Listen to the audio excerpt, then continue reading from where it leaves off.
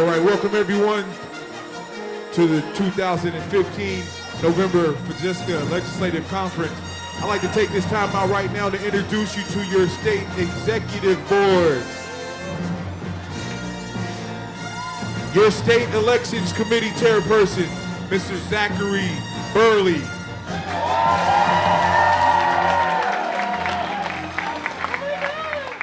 Your state director of legislative staff, Mr. Basil Kuloba.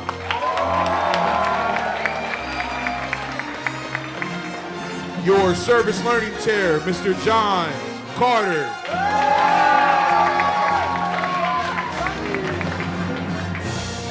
On to our district staff, your District 4 coordinator, Ms. Rebecca Campbell.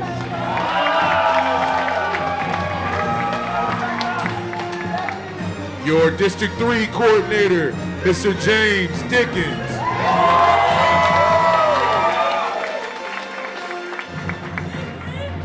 From District 2, your coordinator, Mr. Samuel Cadet.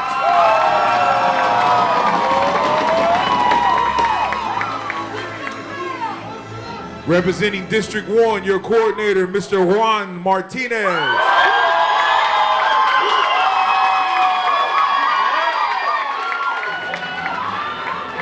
Not here with us today, your state secretary, Miss Alexis Clavizio. On your feet, everyone, for your state vice president, Mr. John Giamacco.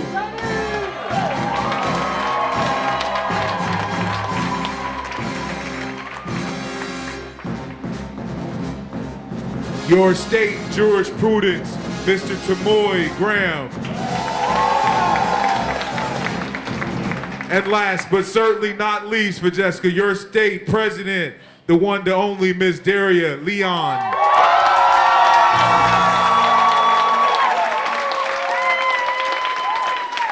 Your 2015-2016 FCSSGA State Executive Board.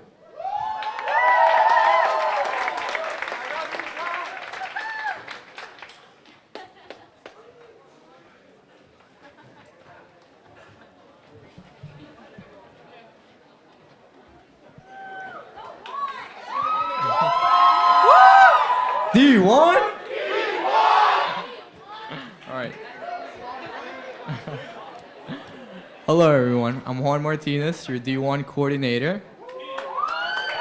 I want to thank everyone for coming today. I'm very happy to see the attendance that we have today. It's outstanding. And I'm very happy to get our first annual conference started, guys. It is at this moment that I would like to present to you all a very dear person to the students of our campus. She's someone who has always put the students first. She's always there to motivate and encourage students in all of the endeavors they choose to undertake. And most importantly, she's always there to lend a hand to whatever you might need in order to be successful. With this said, it is with great pleasure that I present to you all our campus president, Dr. Milou Harrison.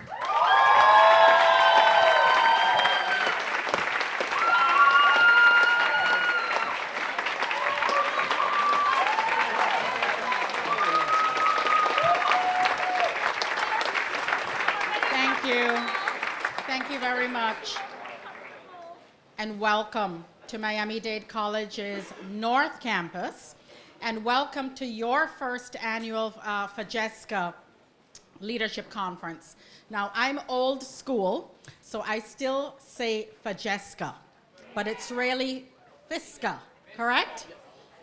Well, welcome to our North Campus and our Miami-Dade College family here. It is truly, truly a pleasure to see so many students from throughout the state of Florida gathered for such a purpose of leadership and legislative advocacy. Let me just say that the energy here today is truly, truly inspiring. I know that when I go to meetings of our fellow campus presidents, there's definitely not this kind of energy and buzz around. So I'm happy to be among this wonderful group of students. You know, we're living in the most wonderful democracy that exists in the world, right here in America. And you as student leaders certainly have many, many opportunities, not only to represent large numbers of fellow students, but you also have the opportunity of your voice. And you can voice your concerns and your opinions and your perspectives without worrying about any retribution. However, in other parts of the world, as we have all experienced in the past couple of weeks and months and even years, the world is somewhat in a turmoil. And so what I'd like to ask this group to do, this group of student leaders representing 28 of the most outstanding colleges in the United States, is let's join together in a moment of silent reflection, honoring peace and honoring humanity, and really thinking about the events that have taken place recently in France. Let's think about the Syrian refugees who have been displaced and are looking for a better life for themselves, family members, and children. Let's think about individuals all over the world, even here within the United States, that are less fortunate than us. Let's have a moment of silent reflection.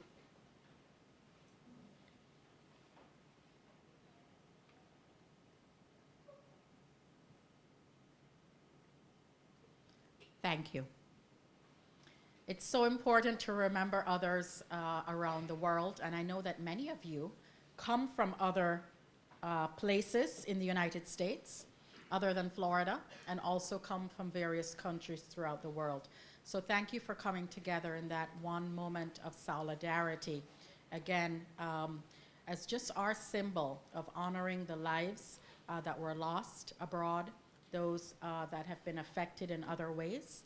And as we come together, we promote peace and camaraderie here within our Florida college system and throughout. So over the next couple of days, you have come together for a very, very important purpose. And it is that of leadership development and legislative advocacy. And I started by saying that we're living in the greatest democracy in the world, here in the United States of America. And there are many, many causes that you all individually and collectively at your various colleges, in your various student organizations and groups, are advocating for. And today, in the very short time that I'm here welcoming you to Miami-Dade College's North Campus, let me reiterate how important it is for you to exercise your right to voice your opinions, to cast your votes, and to be active in any manner that you believe will advance your college, your community, our society, and our nation. You have a voice. You are students who are educating yourselves to become the next professionals in society, the next leaders in corporate America and in public society. And so it starts here. And I know that FSCA, or FCSSGA as I used to call it, has been very active over the years. I served as a Dean of Students for 10 years, and I followed FCSSGA very closely in terms of all of the items that you advocated for the betterment of Florida's college students. And over the years, you have done an outstanding job in that regard. I look forward to continued advocacy that you will lead on behalf of the students of our 28 colleges throughout Florida. And I tell you that you can count on every single administrator and faculty member to support you and guide you and help you in the work that you're doing. We're in this together, and I want to congratulate each of you for really standing up as the leaders of your institutions. It's not easy. Many times you may receive lots of criticism for what you're doing, but as long as you know that you are operating and functioning in an ethical manner, and that you are truly serving the interests of the students that you represent, you go forward, you hold your head up high, and you do the good work on behalf of the better good of our student body. Let me say that I'm truly proud that this conference, your first conference, is taking place here at Miami-Dade College. I know that we have small colleges, mid-sized colleges, and large colleges. And together, there's so much that we can share, and there's so much that we can learn from one another, that I do hope that each of you, even though I believe you're all sitting together in your own college groups, I do hope that you will exercise that opportunity to get to know other students. How many of you know at least one student from another college? Okay, not bad, not bad. I did not see every hand, but I know that there will be breakout groups where you'll be forming smaller conversation groups where you'll be able to get to know each other a little bit better. I'd like to thank you because I know that the statewide service initiative, and many of you have really supported it, is the Food Pantry for Students initiative. And Juan, where's Juan? Right here. Thank you. Yes, you can applaud.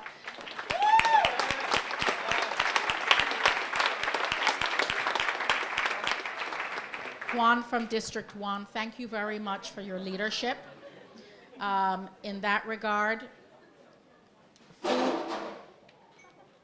food insecurity is truly, truly a social issue that affects so many of us right here in the United States, right here in the communities in which our colleges are operating.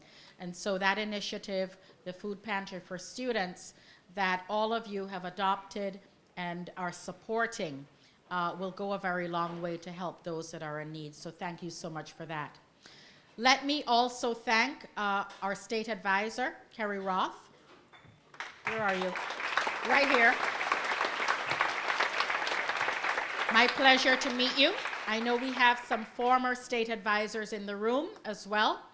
And truly, truly, FCSSGA is making its mark.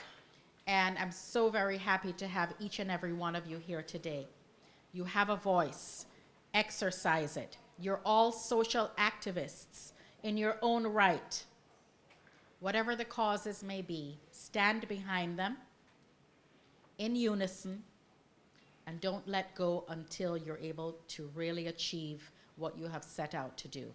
Have a wonderful time here at the conference. Learn, share, contribute, and continue to be engaged and active. Thank you very much.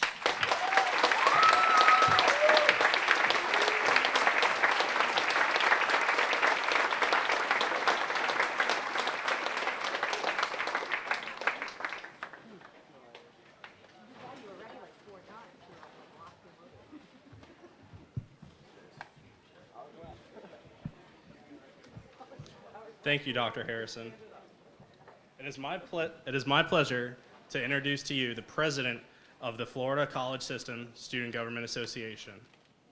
After beginning working with the president, it became clear to me that this individual had vast knowledge from previous experience.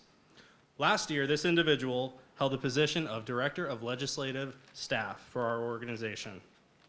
At our home campus of Hillsborough Community College, she is the immediate past president of her Student Government Association. Last year, this individual was elected as the Florida College System Student Government Association president and has been working hard since to be a representative of the nearly 1 million students of the Florida College System. I wholeheartedly believe that this will be one of the best years for the Florida College System due to her leadership. It is my pleasure to introduce to you your 2015-2016 president, President Leon.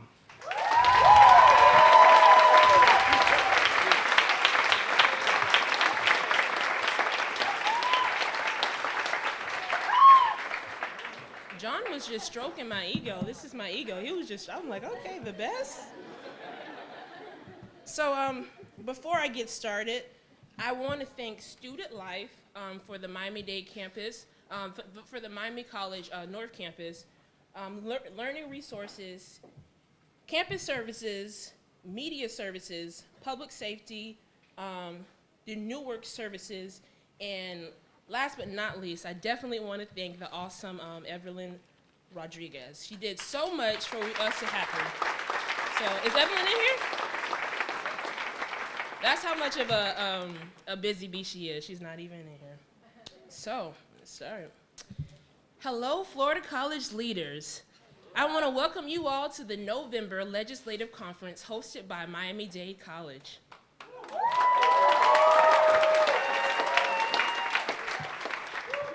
Who in here is a leader? Who in here is a leader willing to serve for over 1 million Florida College students? Hey, I better see somebody raise their hands. If you said yes, then you're in the right place, because there are no other leaders like a Florida College leader. Last week I was talking to a gentleman, and he told me that young people don't care and we don't know enough to advocate for stanzas and talk to legislators. Yeah, that's what I said. I could have easily listened to him and let him discourage me. But I knew that next week I would be talking to over 250 Florida College leaders that will beg to differ.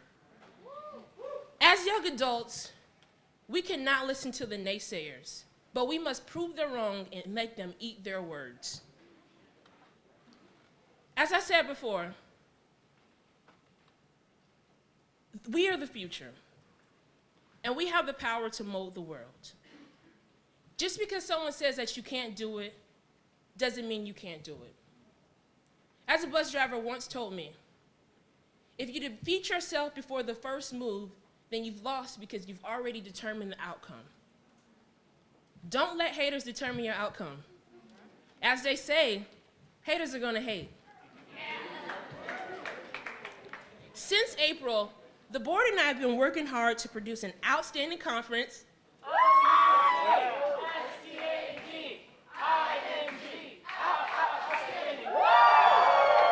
You guys know I'm from D3, I had to pull that plug in there. And ensuring a productive year. Our goal was to improve communication and give you all quality conferences. We've been working hard for the greater good of the students.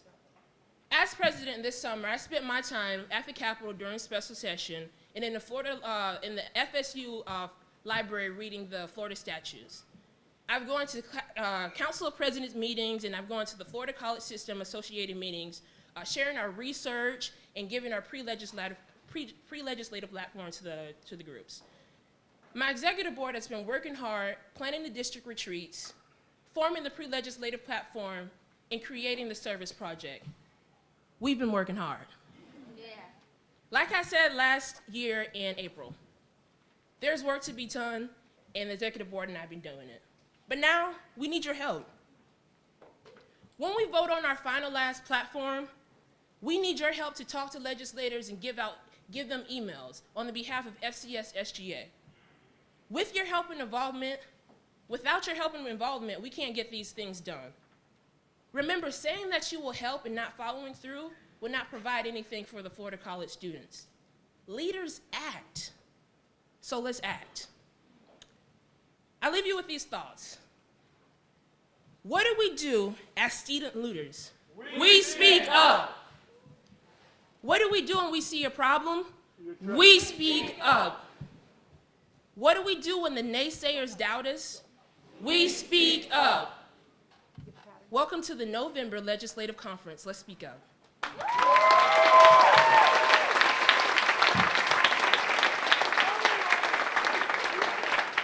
So right now we're going to have our District 2 coordinator, Samuel Cadet, AKA Little Sammy. Anybody that was in my session knows I give him that nickname. He's going to come up and give us you guys housekeeping updates.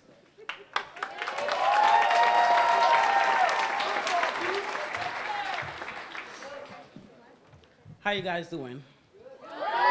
Everyone enjoying the conference thus far? Yeah.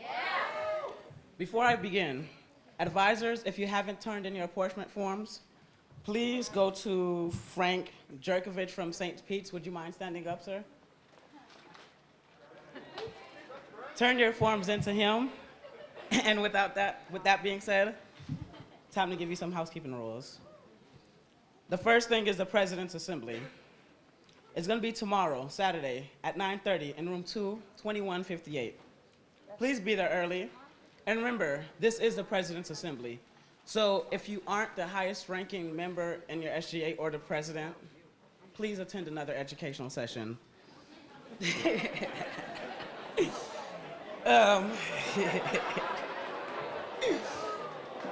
When it comes to ed sessions, all the ed sessions are going to be in either building 1, 2, 3, or A. You have noticed the room numbers. They're all 4 numbers. The first number is the building number. The second number is the floor. And the third and fourth number are the room numbers. Please check your program because we do have multiple ed sessions happening twice. Try to plan your schedule accordingly. Remember, that flight is for the students, and FAT and AFAT are for the advisors. If you have any questions regarding your progression in flight, please see Sabrina Deschner or Barbara Fumano from St. Pete. Would you two mind standing up? I don't know where you guys are now. So.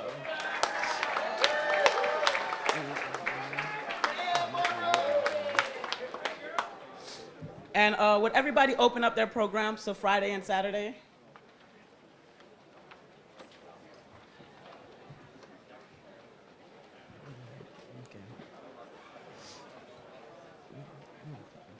Okay. Notice the session by Paul Wilson, 5,000 Role Models of Excellence at 2:45. Oh, Saturday. My bad. That session is now going to be hosted by John and Juan, and it's going to be Leadership for Your SGA in room 1307, same room, same time. And we also have a new session, actually. It's entitled Beyond What the Textbooks Tells Us. And that's going to be at 2:45 in room 2158, Saturday. Today.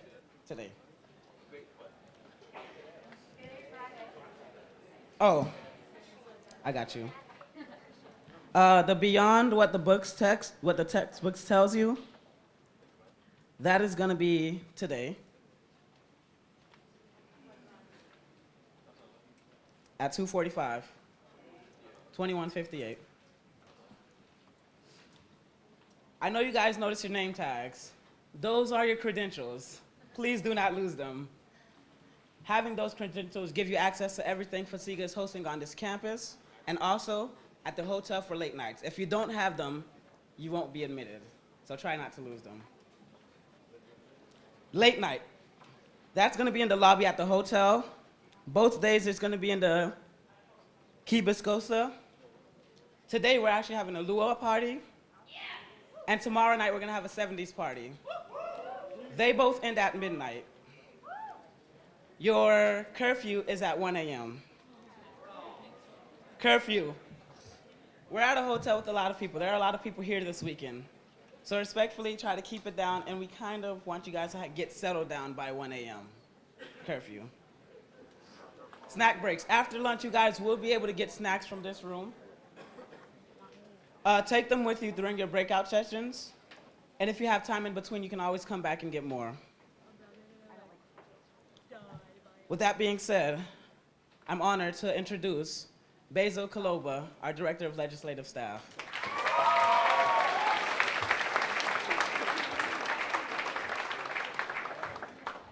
Thank you for that.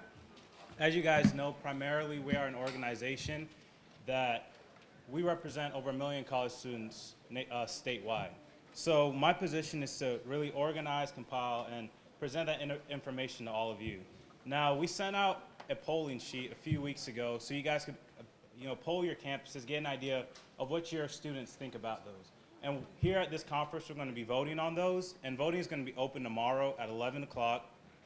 You can vote in the computer lab, or if you have a smartphone, tablet, and you hook to the Wi-Fi, you can vote on those ways. The computer lab will close at 1, and voting will extend until 4. We'll have Tamoy, our state jurisprudence. He'll be handling a lot of that. If you could stand up, Tamoy. He'll be handling that as long with his jurisprudence for each district. Now, I'm going to go through a few of the points that we have. It's just going to be the same questions that we had on the polling sheet. That way they look familiar. So first we have the American College Promise.